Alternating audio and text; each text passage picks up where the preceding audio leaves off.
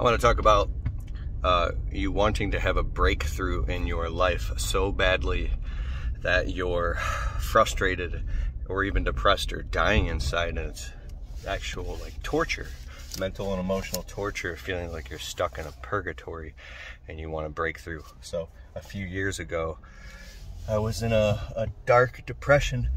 Excuse me. I'm burning the candle at both ends. It was like 2017. I went through this deep depression, and I was working constantly. I had listened to hundreds of audiobooks. I've been around millionaires and people that built seven-figure businesses. I had all the information, and I literally could not. Nothing was breaking through for me. Everything was stuck and stagnant, and I was just stuck in chains, running like a rat on a wheel. And I was so depressed that I was just going through the motions, and it was a really dark time. And this client of mine, who's like a life coach, a spiritual life coach, said to me, she goes, you're pregnant. I'm like, what are you talking about? That doesn't even make any sense. She's like, well, either you're going to have a baby, like, you know, you and your wife, or something new is going to be birthed out of you, and something is gestating inside of you to be born into the world, like a new idea, a new breakthrough, right? Like it's painful or whatever. And then all of a sudden I thought about what Brendan Burchard said, who's like a best-selling author. The guy's a guru. He said, either something new is going to come into your life, or something new is going to come out of you. It's like time for a breakthrough. And then the farther you go down this rabbit hole is the more you learn about the power of surrender. There's this book by Dr. David R. Hawkins called Letting Go. And if you're ever going through a really dark time, it's like you could literally just be going through your day and you're healthy, yet you're literally suffering grievously inside, and you can't explain why. I mean, it's a pain that's so bad it won't go away. When people go through this, it's very real. So this book, Letting Go, he talks about how to let go. And even though I had read the book and done all the stuff and the meditations,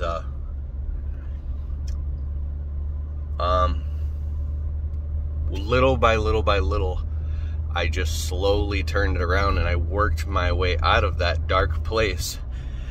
But here's what happens. When you're in that dark place, you have to come to a point, at least for me, where you go and you look in the mirror and you make a decision, and you say, you know what, this sucks right now, and I'm going through hell, and nothing is working, and you know what, I choose.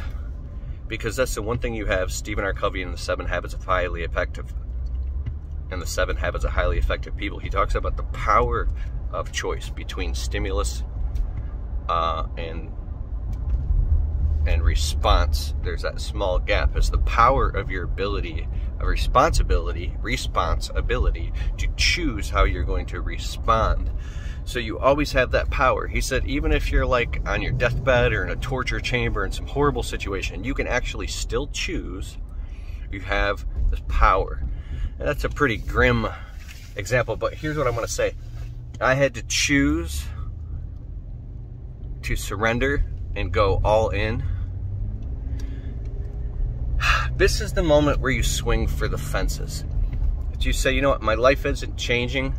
I'm trying everything I possibly can. There is something that you're terrified to do, or some reality that you're terrified to admit, or something that you're unwilling to face, or a difficult conversation you're unwilling to have. I mean, and change can come, but your ego is stopping and preventing and holding you from having this breakthrough, because the ego is living a lie. It's surviving in a fiction. So this mental fiction is causing an emotional fiction, which is keeping you trapped and tied up, because in order to get past the fiction and move into the truth, the part of the ego has to die. The fiction has to dissolve and go away. And when the fiction dissolves and goes away, one of the constructs of the ego dies. It has to literally dissolve and dissipate, and the only thing holding it together is itself, is the lie. It feeds in the darkness, right? It festers on fictions. It could be any type of fiction. You could be terrified of getting married because you're afraid of becoming abandoned. You can be terrified of loving because you're afraid of unlove, or you could be terrified to close a sale because you're afraid of rejection, and that would mean that you're a failure. You can be afraid to take this leap or this risk in your business because you're afraid that you'll fail and end up losing everything and nobody will love you. Like, this is really type of deep stuff, and it's like in each of these things can lock you up in a gridlock to where you could be terrified to wrong turn. You could be terrified to last one here.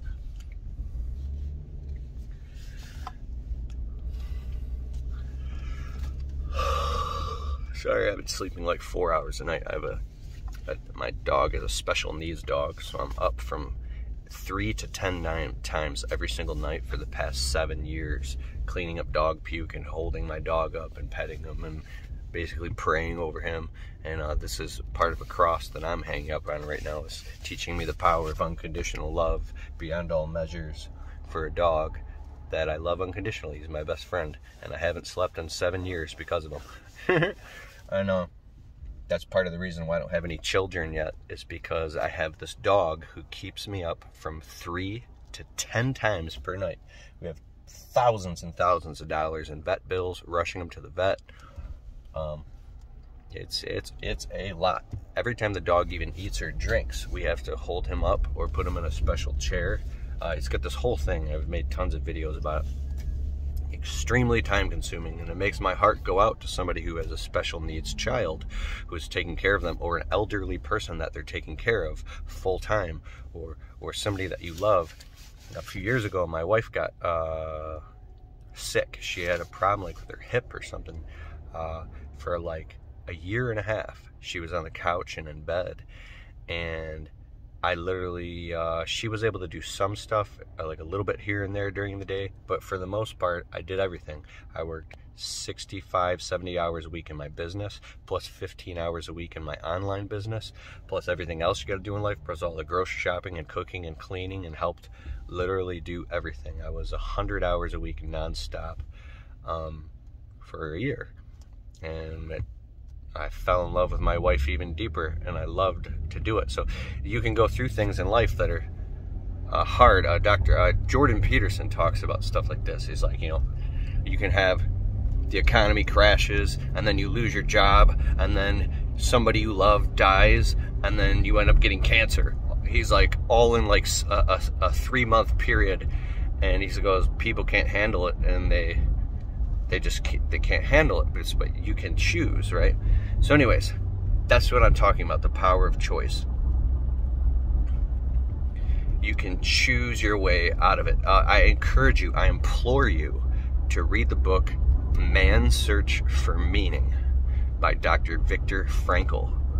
Get it on audible.com. It's called Man's Search for Meaning. Now, I got a friend who's a roofing contractor. He's got a wife and kids. My friend Eric. Now, he's not a personal development junkie like I am. And I was like, I brag at the fact that I've read every book you can possibly read. I've read like 475 books now. Right now I'm listening to Robin Sharma, Everyday Hero. It's amazing. Amazing. But Eric calls me up one day. It was a couple years ago in the fall. And he's like, dude, have you ever heard of Man's Search for Meaning by Viktor Frankl? I'm like, yeah. Have you ever read it though? I'm like, no. He goes, you need to stop everything you're doing right now and read this. And don't call me back until you read it or something. I'm like, all right. I stopped everything I'm doing. I got the book. I started listening to it immediately. And immediately the book sucks you in. I'm looking at the road. So the book sucks you into what happened in the camps and the war in Germany. And it takes you to a deep, dark place of what people have actually really gone through and survived through, and it changes your life. It puts you in a new place of understanding and gratitude about how hard your life is not. So That's what I want you to do. I want you to choose a better life. I want you to choose to surrender. I want you to let go. And I want you to realize that everything that you dreamed of having in your life is just right around the corner, and you can actually really, really have it.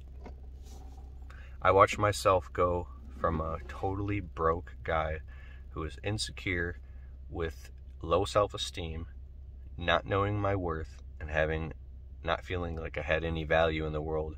I didn't feel like I ever deserved to get married or have a career or anything. I just thought I was a total piece of shit, and I hated myself.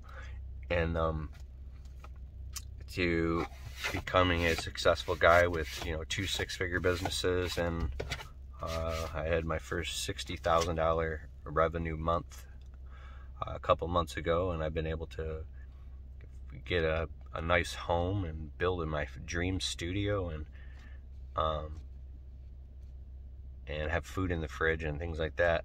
And I got so excited because I went home for lunch, and there was a package on the doorstep, and there was a brand new Dyson cordless vacuum, because my wife loves those things.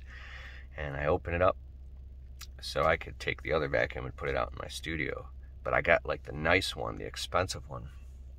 She's like, "Oh my God, I love it." She's like, "How are you able to just buy $400 vacuums?" And a couple months ago, the washing machine broke. It just blew up, right?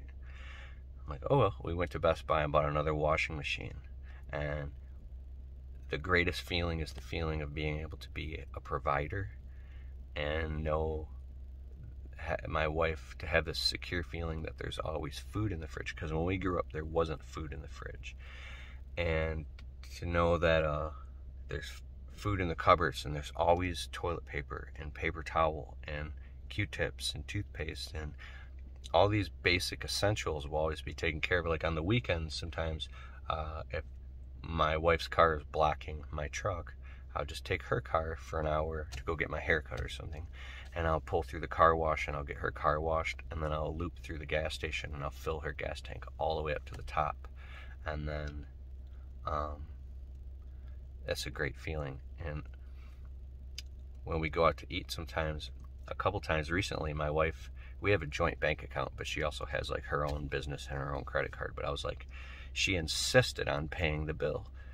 I'm like, "What are you doing?" No. I always pay the bill. She's like, "No, you pay for everything all the time. Let me buy you dinner one time." But we're together. Like, it's maybe a little too much. My father said something to me about how all the men in our family will wait on women hand and foot.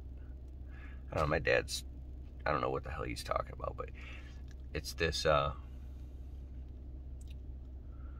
feeling of, I love it if my wife, she was laying on the couch a couple nights ago, and she goes, "I want oatmeal." I go, "Oatmeal? We don't have any oatmeal." She goes, "Yeah, I bought some." So I go and I open up the cupboard, and there's a box of the different flavors of oatmeal. I'm like, "Which one do you want?" I'm all tired. There's strawberry, there's peaches and cream, there's blueberries. She goes, "I want the strawberry one." I'm like, "Okay." And even though that, I'm doing something for her, it felt so good. And I get a bowl, and I put, the water, and I microwave it, and I bring her the bowl with the spoon and a napkin.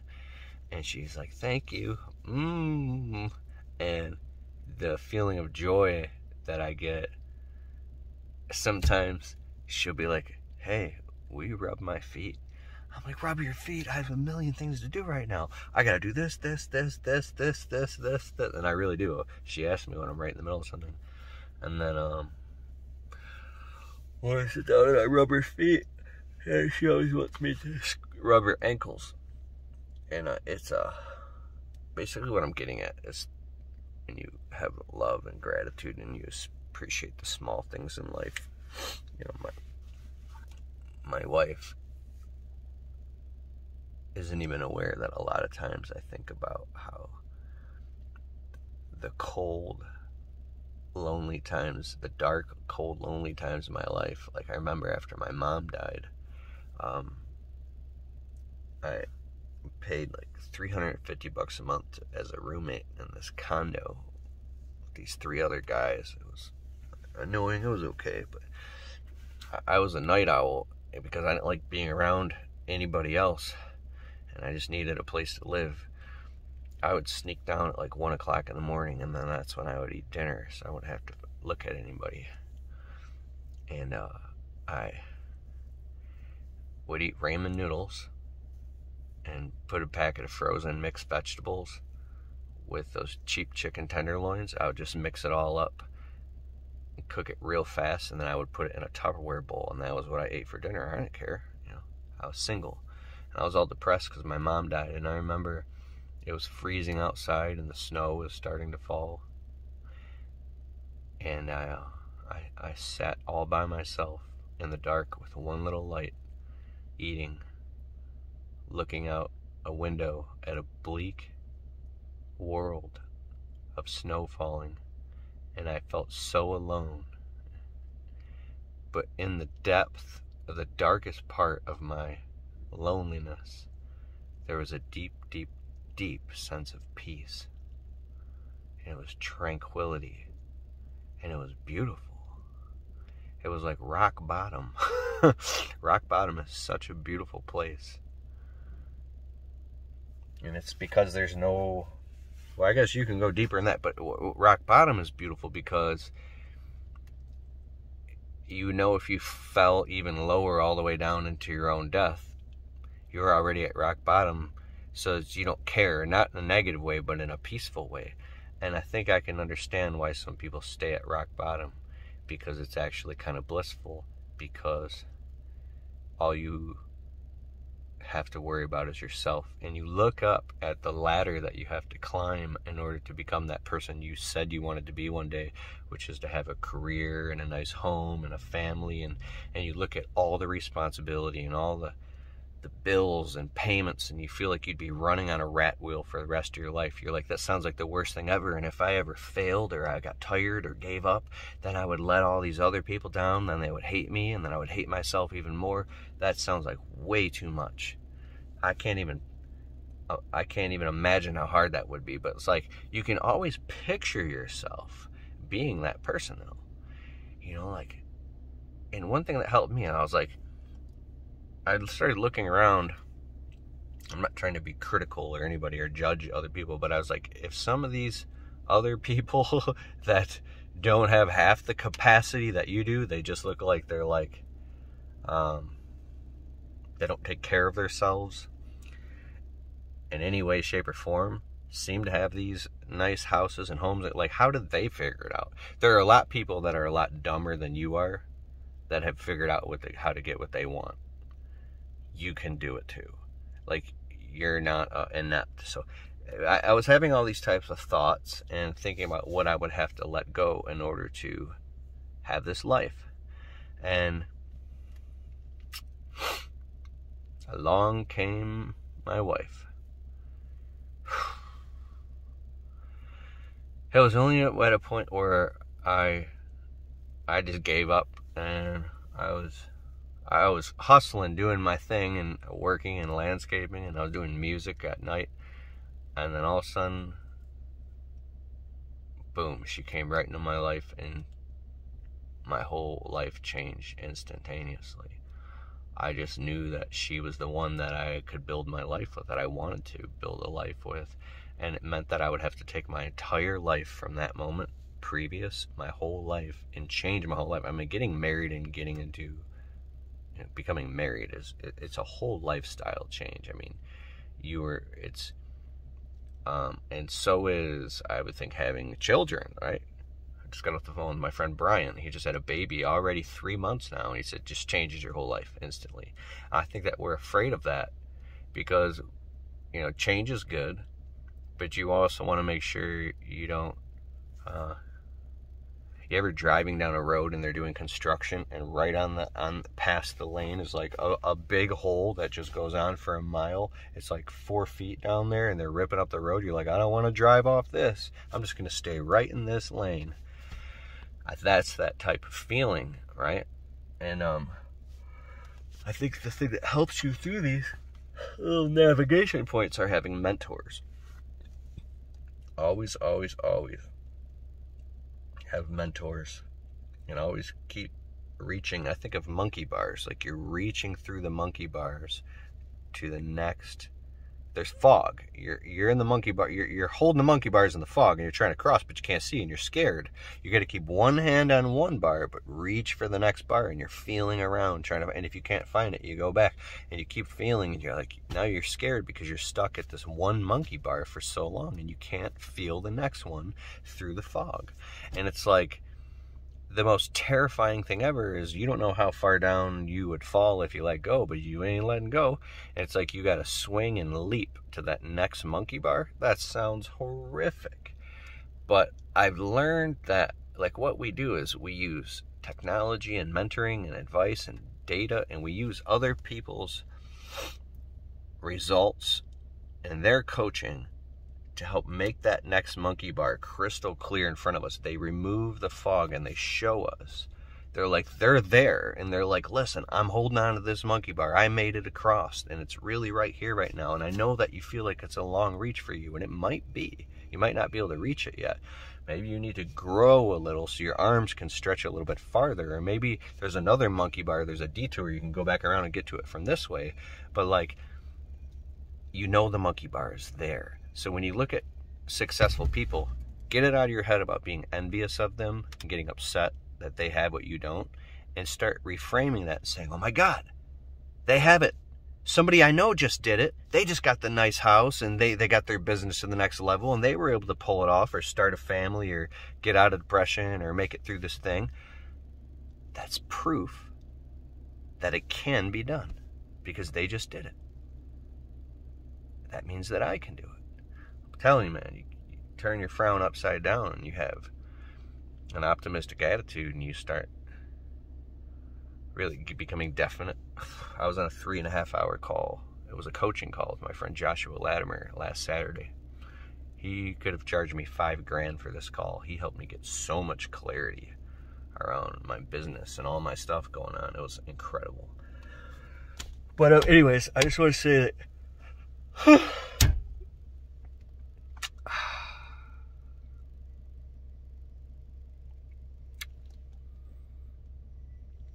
when you become present, the moment will inform you what is required to do.